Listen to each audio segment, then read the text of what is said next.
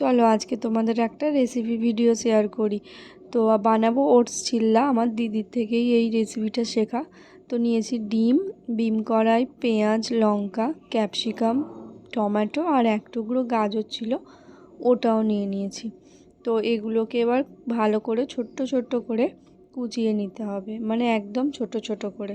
আসলে ওই ওটসের সঙ্গে একসঙ্গে মিশিয়ে, যেহেতু এটা অমলেট টাইপের বানাবো, তো তাই জন্য এগুলো একদম ছোট ছোট করে কুচিয়ে নিতে হবে। তো দেখো আমি ছোট ছোট করে কুচিয়েও নিয়েছি। এবারে ওটসের সঙ্গে এগুলো সব মিশিয়ে নেব।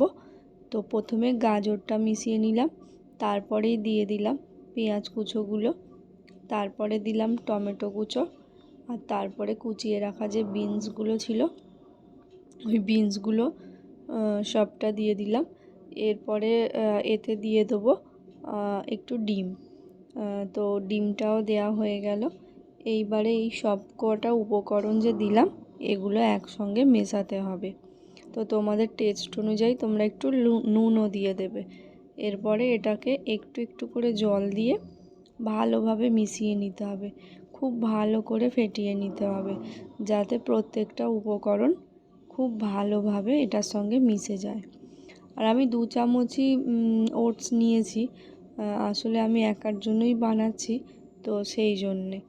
আর এটা আমি প্রথম বানাচ্ছি, তো জানি না কেমন টেস্ট হবে, আশা করছি ভালোই হবে। তো এই যে আমি এটাকে নেড়ে নেড়ে ভালো করে মিশিয়ে ফাটিয়ে নিয়েছি, দেখো এরকম একটা টেক্সচার এসেছে।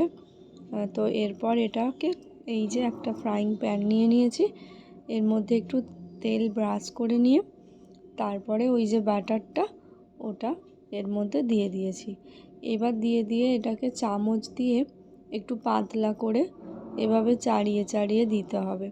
তো চাড়িয়ে দেওয়ার পর এবার দুদিকটা ভালো মতো একটু লাল লাল করে ভেজে নিলেই তৈরি হয়ে যাবে ওটসের চিল্লা। তো তোমাদের রেসিপিটা কেমন লাগলো আমাকে অবশ্যই কমেন্টে জানিও, ভালো লাগলে লাইক করে দিও।